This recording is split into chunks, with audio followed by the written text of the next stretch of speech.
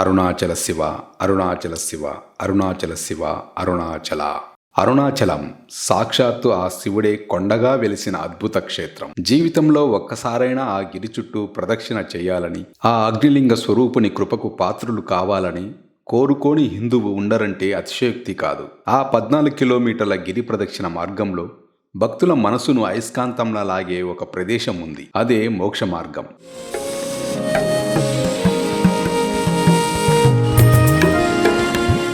అరుణాచలం వెళ్ళిన చాలా మంది భక్తులు ఇందులో నుండి రావడాన్ని చూస్తుంటాం. కానీ లక్షల మంది ఇంత బలంగా విశ్వసించే ఈ మోక్ష మార్గం నిజానికి ఒక పెద్ద అపోహన. ఈ నమ్మకం వెనుక నిజంగానే దైవిక శక్తి ఉందా, లేక ఇది కేవలం ప్రచారంలోని ఒక కథ మాత్రమేనా? ఈ వీడియోలో భక్తుల అనుభవాలను, పౌరాణిక ఆధారాలను, ఆధ్యాత్మిక గురువుల విశ్లేషణలను పరిశీలిస్తూ అసలు నిజమేంటో తెలుసుకుందాం. పదండి, మన ఆధ్యాత్మిక అన్వేషణను ప్రారంభిద్దాం. అరుణాచల గిరి ప్రదక్షిణ అంటే ఒక సామాన్యమైన నడక కాదు. అదొక యజ్ఞం, ఒక తపస్సు. సుమారు 14 కిలోమీటర్ల ఈ పాదయాత్రలో భక్తులు చెప్పులు లేకుండా అరుణాచల శివ అంటూ శివనామస్మరణ చేస్తూ ముందుకు సాగుతారు. ఈ దారిలో ఇంద్రలింగం, అగ్నిలింగం, యమలింగం, నైరుతిలింగం, వరుణలింగం, వాయులింగం, కుబేరలింగం, ఈశాన్యలింగం, ఇలా 8 దిక్కులలో అష్టలింగాలు ఉన్నాయి.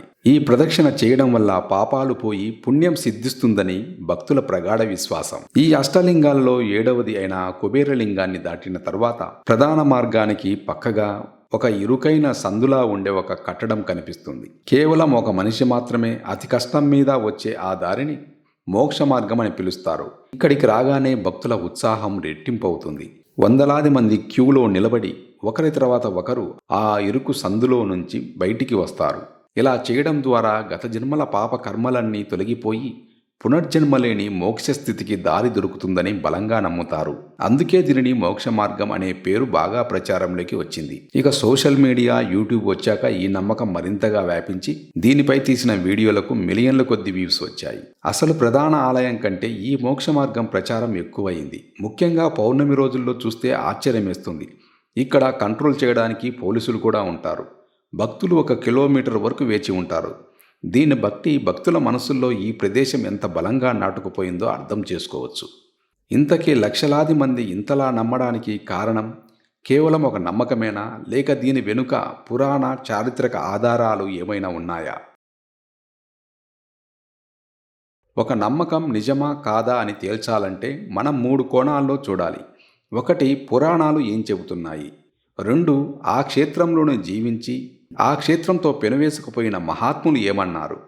3, తర్కం ఏం చెబుతుంది. మొదట పురాణాల దగ్గరికి వద్దాం. అరుణాచల క్షేత్ర మహత్యాన్ని స్కంద పురాణంలోని అరుణాచల మహత్యం విపులంగా వర్ణిస్తుంది. బ్రహ్మ, విష్ణువుల మధ్య ఎవరు గొప్ప అనే వివాదాన్ని పరిష్కరించడానికి శివుడు అంతులేని అగ్నిస్తంభంగా ఆవిర్భవించిన కథ మనందరికీ తెలిసిందే. ఆ తేజోస్తంభమే తర్వాత చల్లబడి కలియుగ మానవుల పూజల కోసం అరుణాచల పర్వతంగా స్థిరపడింది. అరుణాచలాన్ని స్మరించినా, చూసినా లేదా దాని చుట్టూ ప్రదక్షిణ చేసినా ముక్తి లభిస్తుందని పురాణాలు చెబుతున్నాయి. అంటే సాంప్రదాయ కథనాల ప్రకారం చూస్తే ఈ 14 కిలోమీటర్ల గిరి ప్రదక్షిణ మార్గం మొత్తం మోక్షాన్ని ప్రసాదించేదే. పురాణాలు గిరి ప్రదక్షిణ మహాత్యాన్ని ఎంతగానో కీర్తించాయి. కానీ కుబేరలింగం దగ్గర ఉన్న ఒక నిర్దిష్టమైన ఇరుకు సందును మోక్ష మార్గమని ప్రత్యేకంగా పేర్కొన్నట్లుగా అధికారిక ఆధారాలైతే కనిపించవు. ఇక 2వ కోణం, ఆధునిక కాలంలో అరుణాచల మహాత్యాన్ని ప్రపంచానికి చాటి చెప్పిన భగవాన్ రమణ మహర్షి ఏమన్నారో చూద్దాం. 16 ఏళ్ల వయసులో అరుణాచలానికి వచ్చి జీవితాంతం ఇక్కడే గడిపిన ఆత్మజ్ఞాని ఆయన. రమణులు కూడా గిరి ప్రదక్షిణకు ఎంతో ప్రాముఖ్యత ఇచ్చేవారు. ఈ కొండను పరమాత్మ స్వరూపంగా, సద్గురువుగా భావించేవారు. మరి అంతటి మహానుభావులు ఎప్పుడైనా ఈ ప్రత్యేకమైన మోక్ష మార్గం గురించి మాట్లాడారా? రమణ మహర్షి జీవిత చరిత్రను, వారి బోధనలను పరిశీలిస్తే వారు మోక్షానికి మార్గంగా ఏ బాహ్య ప్రదేశాన్ని చెప్పలేదు. ఆయన బోధనల సారం ఒక్కటే: మోక్షం అనేది బయట ఎక్కడో సందులోనో గుహలోనో దొరికే వస్తువు కాదు, అది మనలోనే ఉంది. అజ్ఞానం అనే పొరను తొలగించి నేను ఎవరు అనే ఆత్మ విచారణ ద్వారా మన నిజ స్వరూపాన్ని తెలుసుకోవడమే మోక్షం. కాబట్టి పురాణాల ప్రకారం గిరి ప్రదక్షిణ మార్గం మొత్తం పవిత్రమైనదే, కానీ ఆ సందు గురించి ప్రత్యేక ప్రస్తావన లేదు. రమణుల వంటి జ్ఞానులు అంతరంగ శోధనకే ప్రాధాన్యత ఇచ్చారు. మరి ఈ మోక్ష మార్గం అనే నమ్మకం ఇంత బలంగా ఎలా పాతుకుపోయింది? మోక్ష మార్గం అని పిలువబడే ఈ ప్రదేశం ఒక సాధారణ కట్టడం మాత్రమే. అయితే లక్షల మంది ఒకే నమ్మకంతో ఒకచోట చేరినప్పుడు ఆ సామూహిక శక్తి ఒక సానుకూల వాతావరణాన్ని సృష్టించడం నిజం. శాస్త్రీయంగా ఆలోచిస్తే 14 కిలోమీటర్లు ఏకదాటిగా నడిచిన భక్తులు ఆ ఇరుకు సందుల్లోంచి శరీరాన్ని వంచి కష్టపడి వెళ్ళినప్పుడు కాళ్లకు, నడుముకు, అప్పటి వరకు ఉన్న ఒక భంగిమకు భిన్నమైన కదలిక లభిస్తుంది. దీనివల్ల అప్పటి వరకు ఉన్న కాళ్ళ నొప్పుల నుండి కొంతవరకు రిలీఫ్ దొరుకుతుంది. చాలామంది అనుభవించేది ఈ శారీరక ఉపశమనాన్నే తప్ప పారమార్థిక మోక్షాన్ని కాదు. ముఖ్యంగా పౌర్ణమి రోజుల్లో అయితే మాత్రం అసలు ఇక్కడ క్యూ లైన్లో నిలబడి టైం వేస్ట్ చేసుకోకండి. పౌర్ణమి రోజుల్లో కాకుండా మిగతా రోజుల్లో అయితే ఈ ప్రదేశం ఖాళీగా ఉంటుంది. ఇప్పుడు మీకు వీలైతే ఈ సందు గుండా రండి, మంచిదే. కానీ ఇందులో నుండి వస్తే మోక్షం రాదు, ఇది నిజం. ఈ సమయాన్ని శివనామ స్మరణకు, ధ్యానానికి లేదా గిరి ప్రదక్షిణలోని అష్టలింగాల దర్శనానికి కేటాయించడం ఎంతో మేలు. అసలైన మోక్షం అంటే ఏమిటి? అద్వైత వేదాంతం ప్రకారం మోక్షం అనేది మనం కొత్తగా సాధించేది కాదు, అది మన సహజ స్థితి. ఈ అజ్ఞానాన్ని తొలగించుకొని నేను ఆత్మస్వరూపుడిని అని తెలుసుకోవడమే మోక్షం. అది ఏ ఒక్క ప్రదేశానికో పరిమితమైనది కాదు.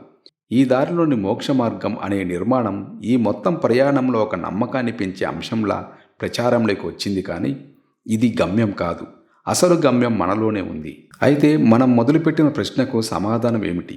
లక్షల మంది నమ్మే అరుణాచల మోక్ష మార్గం ఒక అపోహేనా?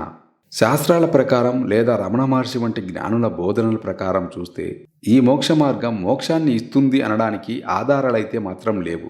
కాబట్టి ఇది ఒక అపోహ అని చెప్పవచ్చు. ఇది కేవలం ఒక ప్రచారంలో ఉన్న నమ్మకం మాత్రమే. అయితే లక్షల మంది భక్తులు ఎంతో విశ్వాసంతో ఈ మార్గంలో నడిచినప్పుడు పొందే మానసిక ప్రశాంతత నిజం. వారి నమ్మకాన్ని మనం గౌరవించాలి. కానీ ఇదే సమయంలో ఆ నమ్మకం గుడ్డిగా మారి మన అసలు లక్ష్యాన్ని దారి తప్పించకూడదు.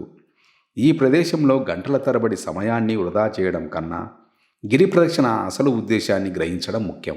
చివరగా మనం గ్రహించాల్సింది ఒకటే: అసలైన మోక్ష మార్గం బయట ఎక్కడో లేదు, మనలోనే ఉంది. మన అహంకారాన్ని, సంకుచితత్వాన్ని వదిలి ప్రేమతో, కరుణతో, నిస్వార్థంతో జీవించడమే నిజమైన మోక్ష మార్గంలో నడవడం. ఈ సత్యాన్ని గ్రహించి మనసును శివునిపై లగ్నం చేసి గిరి ప్రదక్షిణ చేయడమే మనకు నేర్పే అసలైన పాఠం. ఈ విశ్లేషణపై మీ అభిప్రాయం ఏమిటి? మోక్ష మార్గం అనేది మీరు నమ్ముతున్నారా? ఇందులో ఉన్న నిజం భక్తులు తెలుసుకోవాలని ఈ వీడియో చేయడం జరిగింది. ఇందులో చెప్పిన విషయాలు మీకేమైనా ఇబ్బందిగా ఉంటే మమ్మల్ని క్షమించండి. అరుణాచల గిరి ప్రదక్షిణతో మీకున్న అనుభవాలను కామెంట్స్లో మాతో పంచుకోండి. ఇలాంటి మరిన్ని ఆధ్యాత్మిక అన్వేషణల కోసం మా ఛానల్ను సబ్స్క్రైబ్ చేసుకోండి. అరుణాచల శివ.